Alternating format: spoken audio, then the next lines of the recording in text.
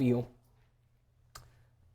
We're going to do Q&A tonight, and this is the first time we've been able to do Q&A in a while. Last month we were in the midst of talking about elders and elder qualifications, and so we weren't able to have on our normal time Q&A. So we've had some questions that have sort of backed up, and these were, I'll just tell you frankly, these were the easiest ones I had, and you'll be surprised when you see what they are, that there are harder ones that I thought, I can't do this one this month, as I've talked to some of you about. So last time we did this in September, I was asked a question about angels, and I gave an answer about angels, and then the next day one of our college students had like 4 more questions about angels that I didn't cover. So I'm going to talk about 2 of those questions now. They are, how do we judge angels, and who are the angels who sin? So we're in 1 Corinthians 6, and that's the first part of this question. 1 Corinthians 6 and verse 1, it says, when one of you has a grievance against another, does he dare go to law before the unrighteous instead of the saints? Or do you not know that the saints will judge the world? And if the world is to be judged by you, are you incompetent to try trivial cases? Do you not know that we are to judge angels? How much more then matters pertaining to this life? So if you have such cases, why do you lay them before those who have no standing in the church? So Paul's addressing how the Corinthians are unable to resolve disputes between themselves. And so we have a difference of opinion, and we go to the Gentile courts instead of to someone else in the church.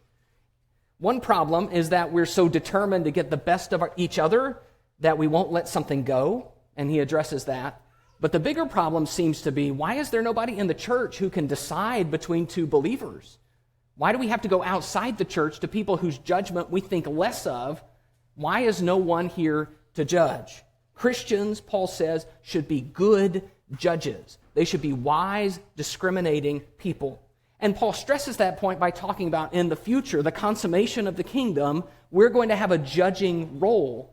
And in doing so, he has 2 questions that are really, really odd to us. The first is in verse 2. Verse 2, or do you not know that the saints will judge the world? And if the world is to be judged by you, are you incompetent to try trivial cases? Do you not know that saints will judge the world? What is Paul talking about? There are some allusions here, and I'm going to put them on the board, but there is nothing that I would call a clear statement that Paul seems to be reasoning from somewhere else in the Bible. So this is in Daniel 7 and verse 22.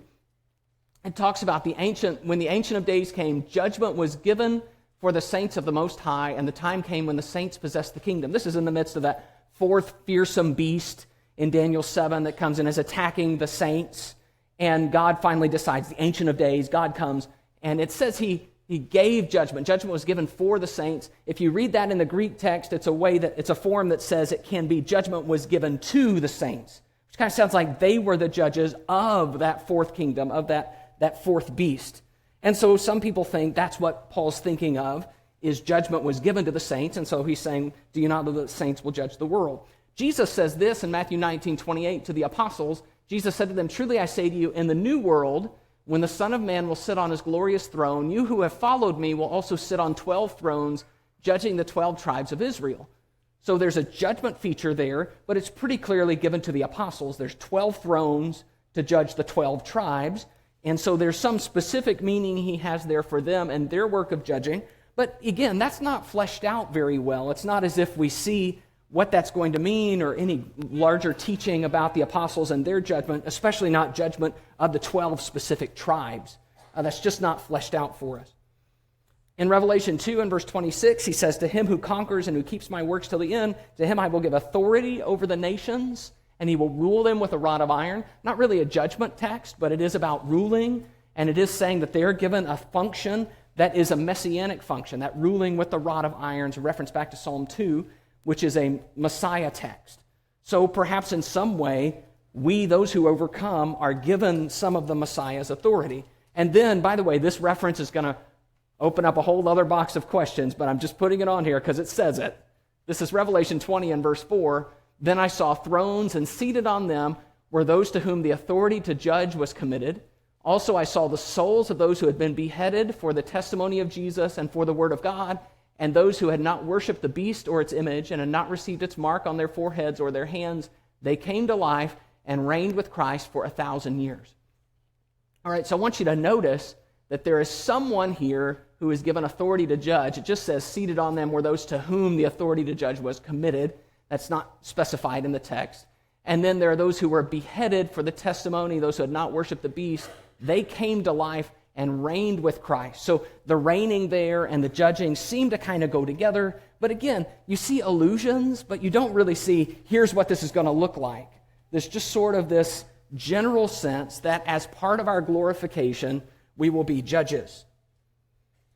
Meanwhile, while you have those allusions about saints judging the world, you have a bunch of really clear texts that say Jesus will judge the world. So it says, for example, in Acts 17:31, that God has appointed a man by whom he will judge the world, that Jesus will return and separate the sheep from the goats, that he will bring to darkness bring to light what's in darkness and disclose the purposes of the heart, 1 Corinthians 4:5. We all must appear before the judgment seat of Christ, 2 Corinthians 5:10. There's a whole bunch of references. There are much more, but I'll just say on top of that, Paul has just said in 1 Corinthians 5 that God's going to judge outsiders, so you have nothing to do with judging outsiders. So you got a whole mess of texts, and they're kind of everywhere.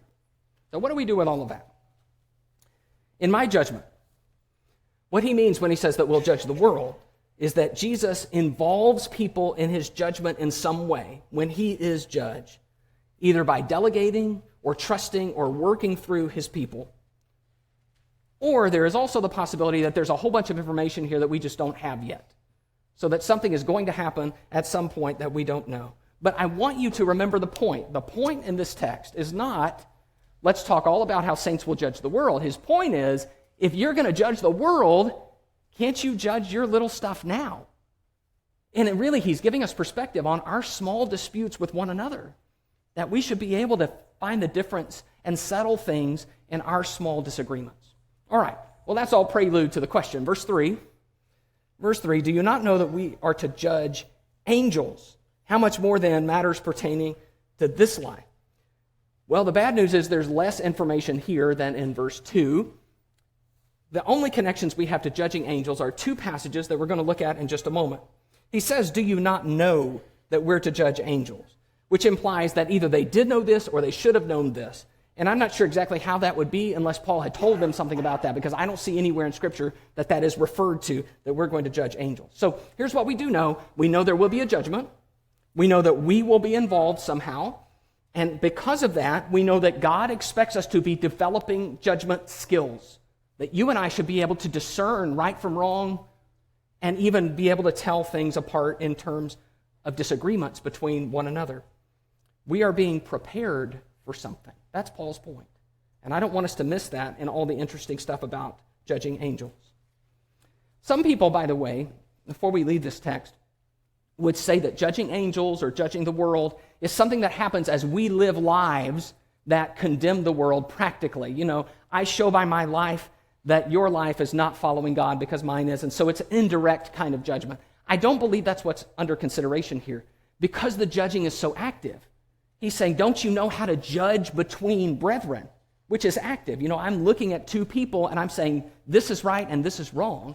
It's not something where I say, well, I'll just live by my life and you live yours and you'll figure it out by watching me. It's something much more direct. So I don't think that's what he's talking about. In my opinion, all of this points at a formal role you and I will have that's just not fully explained, which is kind of cool. God's going to use us in ways that he hasn't fully told us about, and he's trying to prepare us for that now. It makes our character development even more important, right? That we need to be growing because he's got us destined for some pretty awesome things. All right, so who are the angels who sinned? Let's look at this text, and it'll help us a little bit with the judging angels, because these are the two texts that I referred to that have to do with angels. Let's go first to Jude, book of Jude, and we're going to look at verse 6.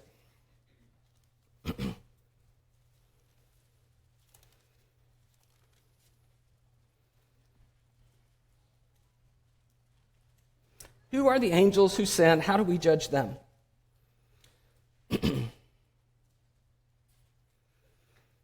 Let's start in verse 5. He says, Jude 5, now I want to remind you, although you once fully knew it, that Jesus, who saved a people out of the land of Egypt, afterward destroyed those who did not believe.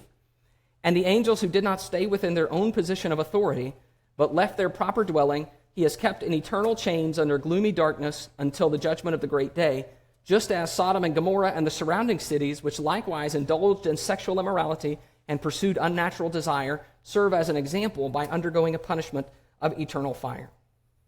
All right, so verse 6 says, the angels who did not stay within their own position of authority, but left their proper dwelling. So they, in some way, violated their place. Now, verse 7, which talks about Sodom, uses the word likewise. That Sodom and Gomorrah likewise indulged in sexual immorality, which leads some to believe that these angels indulged in some sort of sexual immorality. I'm not sure how that works. I don't know about angels and sexual immorality. I don't understand enough about angels to know how that process would go. But there might be some implication of unnatural desire that prompted them to leave their proper place. In verse 8, it says, in like manner, these people also, relying on their dreams, defile the flesh, reject authority, and blaspheme the glorious ones. But when the archangel Michael, contending with the devil, was disputing about the body of Moses, he did not presume to pronounce a blasphemous judgment, but said, the Lord rebuke you. Now, with all the questions that you might raise about why are they arguing about the body of Moses, let's talk about that later. Let's just say, this is an example of an angel who understood his place. He does not presume to say, I can rebuke you. He says, the Lord rebuke you. So you have two examples here. Some angels did not stay where they should have and presumed, whereas Michael the archangel does not. So at some point in time, prior to Jude's writing, there were angels who had been in the presence of God with a certain measure of authority who grew unsatisfied with that and attempted to leave that realm of authority. They lost humility and they sought power. Now, he says, they are kept in eternal chains under darkness, waiting for the judgment of the great day. That same day we've been talking about, the day of judgment, which is to come. All right, let's look in 2 Peter 2 now. This is going to look very similar to what we just read in Jude. 2 Peter 2 and verse 4. 2 Peter 2 and verse 4, for if God did not spare angels when they sinned, but cast them into hell and committed them to chains of gloomy darkness to be kept until the judgment. So Peter describes some angels who sinned. He does not describe the sin here, and he describes also, like Jude did, some of the initial stages of judgment. He says that they are cast into hell, which is the word Tartarus, meaning kind of a waiting place for judgment. They are in chains of gloomy darkness. And his point is a little different from Jude's. Jude was talking about, just because you've been close to God doesn't mean you'll always be close to God. Peter's point is God knows how to keep people under judgment. And so he's not going to forget about it or lose their application or something like that. If they've done wrong, God will see to it that they are judged no matter who they are. All right, well, do you feel like you know a lot more? Because I don't. So I'm sorry to say, there's not a lot more to know here. But I will tell you, that does not stop people from speculating. I am not a huge speculative person on matters like this. I am not comfortable with it.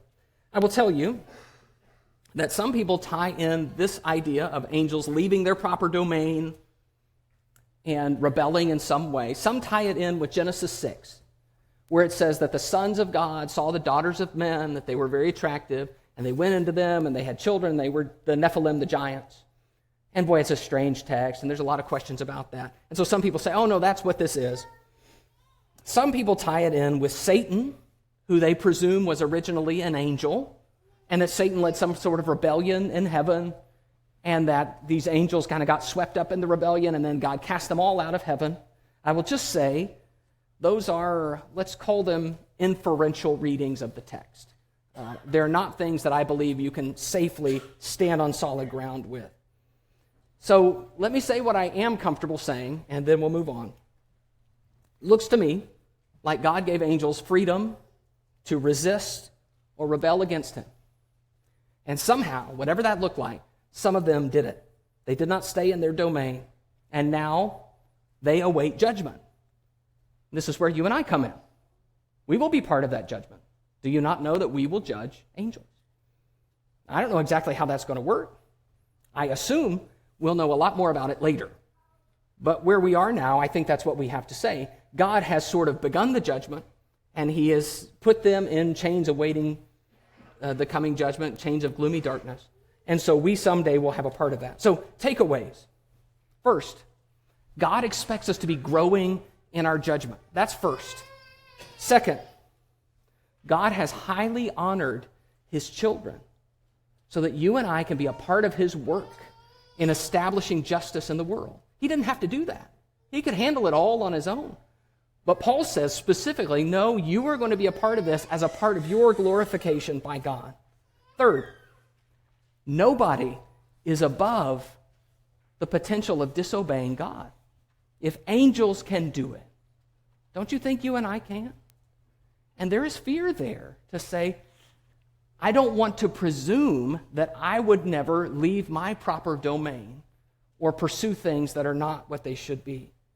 So we should be grateful for what God has done for us, and we should also be humbled by these thoughts. So I know that that's probably not a satisfactory answer for anybody, but that's the best I can do. So I hope that satisfies the questioner.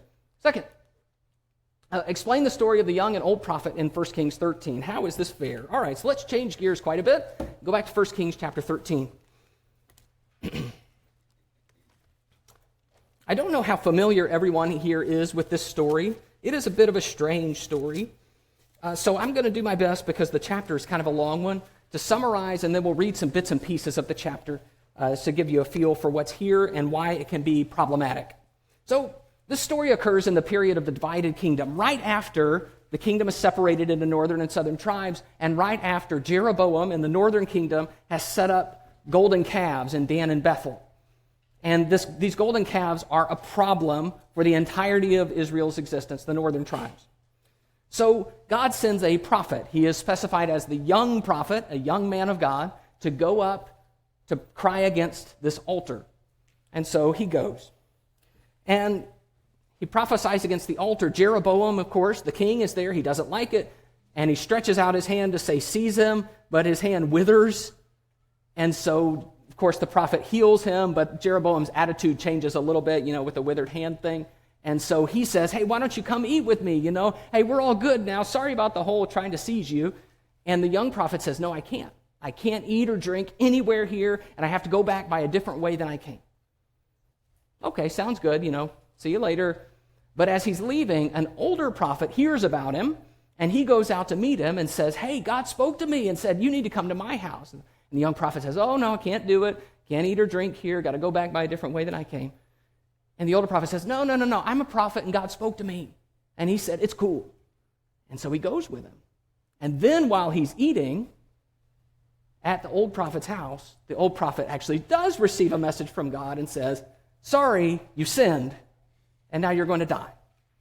And so young prophet leaves. I don't know how the rest of that meal went, but the young prophet leaves, and he's mauled by a lion on the way home and dies. So what do you do with that? That's the question. It's a weird story. I think probably the weirdest part of the story, the strangest part, is that old prophet, where you ask the question, what are you doing? Like, what's your goal here? To trick the guy, and then you're kind of sad when he dies, even though you kind of lured him into a trap. And of course, why does God speak through the old prophet? He may just be, just an old crackpot who's trying to get this guy in trouble, but God actually speaks through him. And so that brings some confusion. So the question, how is this fair? You can see how it kind of looks like entrapment for the young prophet. So let's talk about this for a minute. First, I think it's important to say that a text like 1 Kings 13 has two functions. The first function, primary function, is to say God's not happy with the altar. God's mad. And so he sends a prophet to say a curse on this altar. And he certainly does that. But the second is to show that God is working in the young prophet.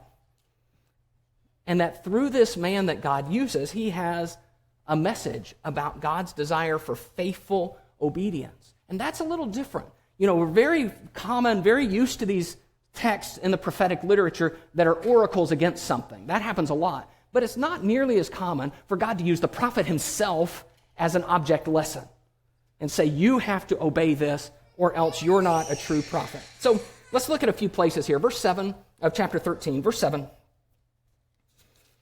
It says, the king said to the man of God, come home with me, refresh yourself, and I will give you a reward. And the man of God said to the king, if you give me half your house, I will not go in with you, and I will not eat bread or drink water in this place, for so it was commanded to me by the word of the Lord, saying, you shall neither eat bread nor drink water nor return by the way that you came. So he went another way and did not return by the way that he came to Bethel. I want you to see here, he knows exactly what God wants, and he is committed to following it. He tells the king no. Don't you think the king would have had a pretty sweet meal for him? He says, nope, can't do it. By the way, probably get hungry, probably get thirsty, doing all this walking, and it would probably be hard if you can't go back the way you came. It's not like there were a lot of back roads in ancient Israel. You probably have a main highway, and then you have walking through the wilderness. So this is hard. It would be a hard thing to obey, and yet he knows this is what I should do. Verse 15. Then he said to him, come home with me and eat bread. This is the old man. And he said, I may not return with you or go in with you, neither will I eat bread or drink water with you in this place. For it was said to me by the word of the Lord, you shall neither eat bread nor drink water nor return by the way you came. And he said to him, I also am a prophet as you are. And an angel spoke to me by the word of the Lord, saying, bring him back with you into your house that he may eat bread and drink water. But he lied to him. So he went back with him and ate bread and drank water. And as he sat at the table, the word of the Lord came to the prophet who had brought him back. And he cried to the man of God who had came from Judah, thus says the Lord, because you have disobeyed the word of the Lord, and have not kept the command that the Lord your God commanded you, but have come back, and have eaten bread and drunk water in the place where he has said to you, eat no bread and drink no water, your body shall not come to the tomb of your fathers. So I want you to notice, he says the specific words of God's command. He knows precisely what God has commanded him to do and not do. And then he deliberately does the thing God told him not to do. Because this man says, oh no, an angel spoke to me. God's word had prepared him for this specific situation. And he does the exact opposite of what God said. Why would it be okay to just disregard God's words, just throw away those specific instructions? So while I understand that that might feel a little unfair to us, especially because the older guy lies to him, I think we have to ask, what is God trying to teach us here? Because the question is not, is God fair? God is always fair. The question is, what is he trying to say? What's the point here? And perhaps the precise lesson is that sometimes it seems reasonable for us to disregard God's commands. And it's not. And he's saying, I want you to obey specifically then. I want you to obey even when it hurts. Now, the story raises some interesting points. For one, it raises the question of what makes someone's message authentic. Because you kind of have dueling messages here. The young prophet knew his message was from God. After all, he's the one that made Jeroboam's hand wither. He knew his message was from God. What about the older prophet? He just kind of said it. Hey, saw an angel today. He said, no, it's cool. So, how do we know? Maybe he could have asked for a sign.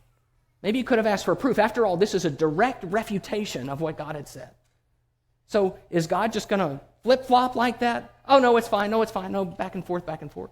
Maybe he could have asked for some more proof of that.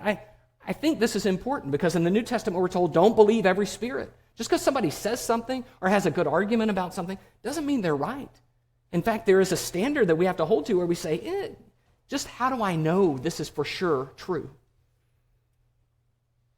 This story teaches us that respect for God means inconvenient obedience. You know, obeying when it costs you something, obeying when it's hard, when it's frustrating. The man would have had to go back by a different way, as we said, not eat or drink. Sometimes we have to trust and obey when it's hard. That's the time when our faith in God is tested. In fact, I would go farther and say God sometimes allows our obedience to be tested by giving us situations like these. I'm not suggesting that God made the older prophet lie to him, but I am suggesting God let it happen. And that in that, when the man fails the test, God says, you didn't do right. Now, our asker asked about fairness. How is this fair? And I have to say, I don't really see fairness as the issue here. I know that the old prophet lied and tested the man.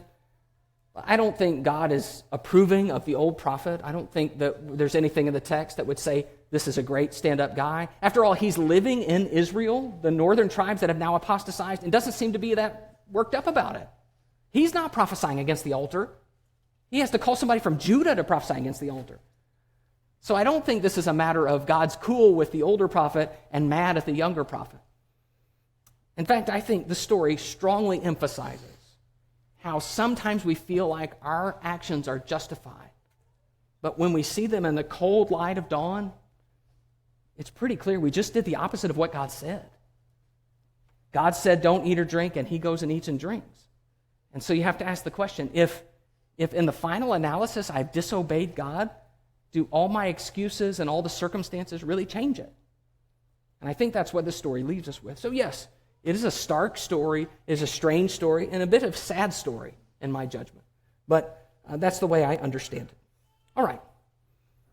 I've got one more. I'm kind of eyeing that clock back there. All right. If God does not punish children for the sins of their fathers, how can Exodus 34:7 be true? So we need to look at Exodus 34:7.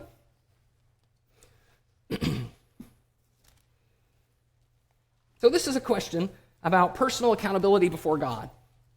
And it's really a battle of two sets of passages in the Bible. And I want to show you some of those passages, starting with Exodus 34 and verse 7. Well, we'll start in verse 6. We read this text in our grace class on Wednesday night because it is God's self-description.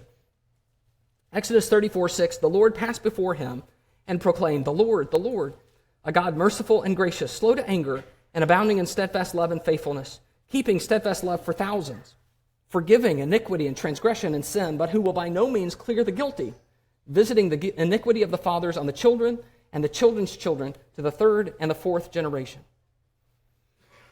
So the question is, if it says in verse 7 that God visits the iniquity of the fathers on the children and the children's children to the third and fourth generation, then how can we possibly say that God doesn't punish children for the sins of their fathers? All right, so I said it's a battle of two sets of passages, so I'm going to show you those. The first is the set of passages that talk like this text, that talk about sort of generational consequences of sins. So I'm going to put these on the board. If you're taking notes, scribble down these passages. You can look at them in more detail later. And there are some others. This is in the Ten Commandments, Exodus 20 and verse 5. You shall not bow down to them or serve them, for I, the Lord your God, am a jealous God, visiting the iniquity of the fathers on the children to the third and fourth generation of those who hate me, but showing steadfast love to thousands of those who love me and keep my commandments.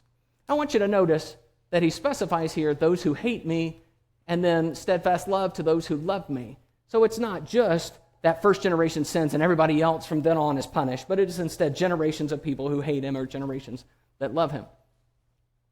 This is Numbers 14:33. This is the sentence of the children of Israel for wandering in the wilderness before their sentence to wander for 40 years. Put it that way. Your children shall be shepherds in the wilderness 40 years and shall suffer for your faithlessness until the last of your dead bodies lies in the wilderness. All right, do the children suffer for the sins of the father? I mean, it's hard to argue, right? Okay, they will suffer for your faithlessness. This is 1 Samuel 15:2 and 3. Thus says the Lord of hosts, I have noted what Amalek did to Israel in opposing them on the way when they came up out of Egypt. That was hundreds of years before this text was written. Okay, so we're in the time of Saul. He is looking backward hundreds of years before the time of the judges to the time when they came out of Egypt. And Amalek opposed them. That was the battle where they held Moses' arms up in the desert in Exodus 17. Okay? I've noted what they did. Now go and strike Amalek and devote to destruction all they have. Do not spare them. Kill both man and woman, child and infant, ox and sheep, camel and donkey. Sure looks like people today who are Amalekites are suffering for what generations earlier their forebears did, right?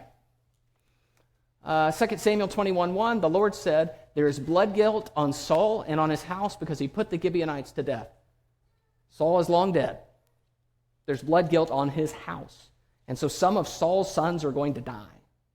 And they do die in this text because there is blood guilt because of what he did.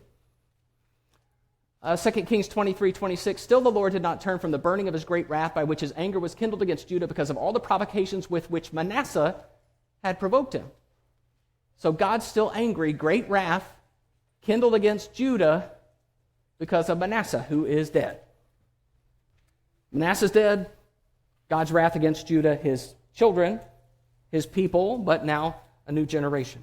So that's one set of passages, all right? So I hope you see the point. There are long-term problems that are caused by sin that then are played out on future generations. There are groups of people that are opposed by God and sometimes even oppressed by God. There is blood guilt. There are generational consequences. That's one set of passages. Now, the other set of passages is one that Parker read for us earlier. Exodus 18, verses 1 to 3. I think you guys have studied this in the Exodus class. The word of the Lord came to me, what do you mean by repeating this proverb concerning the land of Israel? The fathers have eaten sour grapes, and the children's teeth are set on edge. I hope you hear in that our same idea. The fathers did wrong, and now the children suffer.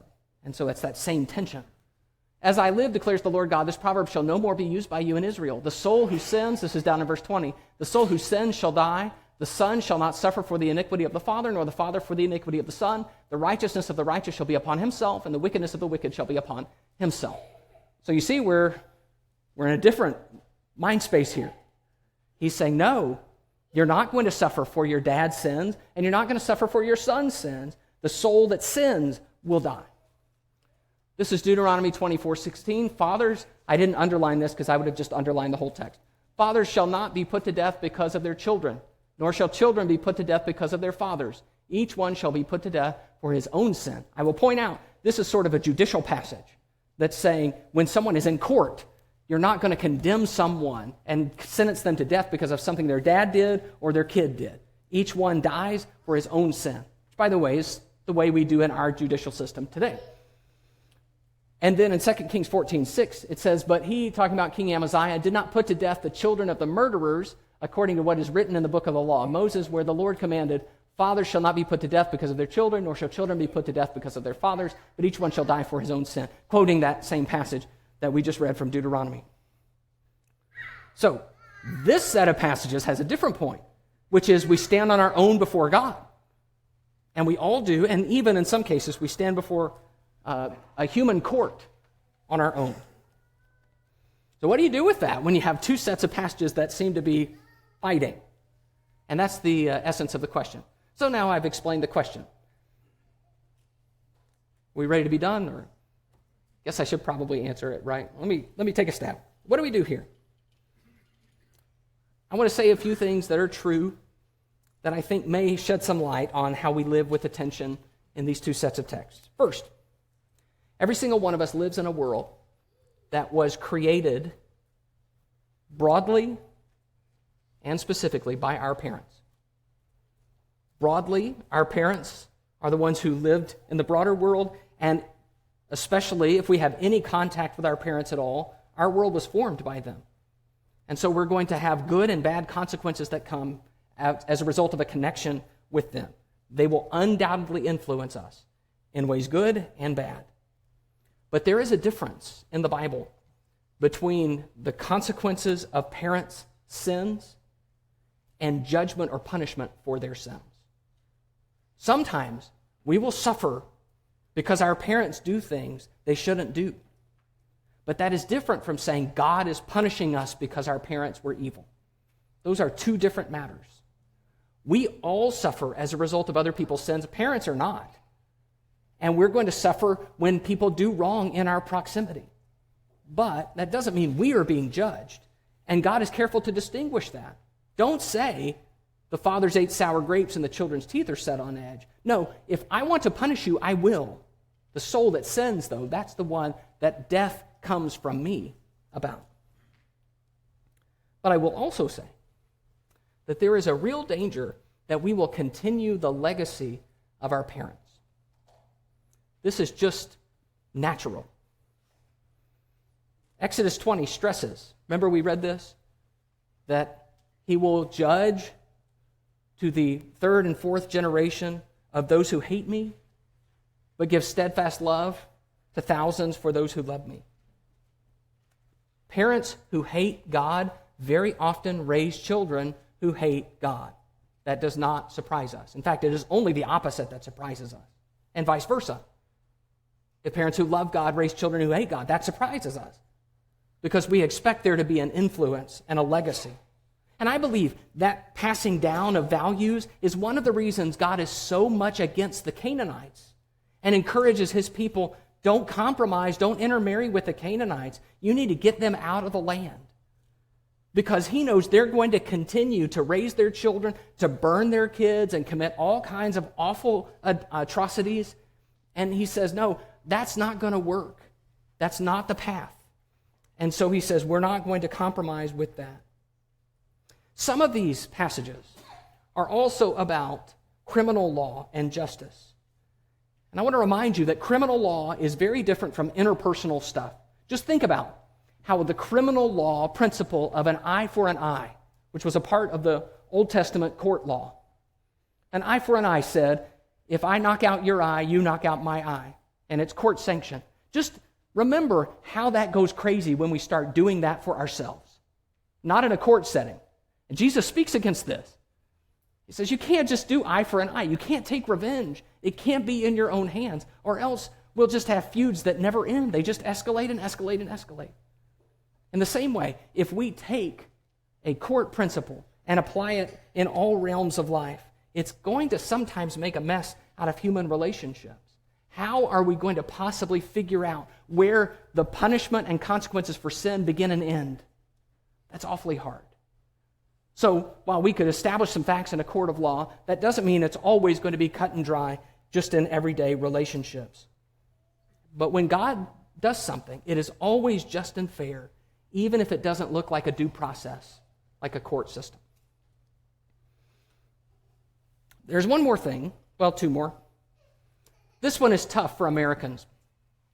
We are individualistic people, and we like to stand on our own and rise and fall on our own and think about ourselves first. But in the Bible, there is the principle of corporate solidarity, that we are sometimes evaluated as a group. So when Achan steals things from Jericho, do you remember? Joshua is told Israel has sinned. Israel has sinned. Now, really, one guy sinned. But when that one guy is part of Israel, Israel has sinned. And so they are judged together. In fact, some people lose their lives because there was corruption in the camp. And so we struggle with this because, like I said, we don't like to think of ourselves judged by what other people are doing or not doing. But there is corporate solidarity. Our sin can reflect on all of us, and sometimes we can be judged as a group. May I add, that's also true of nations. That even though we may not agree with everything that happens in our nation, if we are a part of a nation, sometimes we may be judged along with the nation. That happens in the Bible quite often. I'll also add that one of the reasons I believe God speaks the way he does about future generations in these texts is that family was extremely important to ancient peoples. Family was a strong motivator. If you brought shame on your family and you said, you're not just hurting yourself, you're hurting your kids and your grandkids, and the third and the fourth generation, there might be something there that is going to stop us short from doing something evil. So that we would say, I may sacrifice myself, I may be ready to do this, but I can't do that to my family. And so perhaps that's one of the reasons God does what he does and talks the way he talks. So what I'm doing when I present all of those ideas is to say there are some ways to harmonize some of these passages and principles that do not compromise the justice of God, where God is still capable of saying, even though this is true, you're still going to stand before me on your own, even though none of us lives in a world where we're completely free from the influence and consequences of what other people are doing. So the bottom line is that God always deals justly and fairly with each one of us. If we hate and rebel against him, then we are going to suffer for our sin, and those that we love are very often going to be collateral damage in that. Our role, and I take us back to Ezekiel 18, is to see the mistakes of our forebears and choose differently. If I see that in my family or in my church family or in my nation, things have gone on that should not have gone on, my role is to choose differently and trust that God's going to see my heart for him.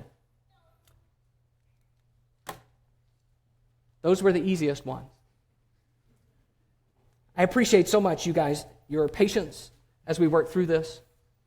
And I appreciate your questions. I want you to keep asking questions, even if they're hard, because I do believe that when we can talk about these things and try to work through them, it helps us grow a little bit deeper and to know a little more about our God.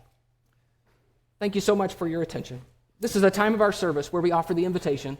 If there's someone here who needs to take a step toward God, turn away from sin, become a disciple of Jesus, or if you have some need that you want us to pray with you about, something that you need to let our group know about so that we can help you with it, any need that you have, we invite you to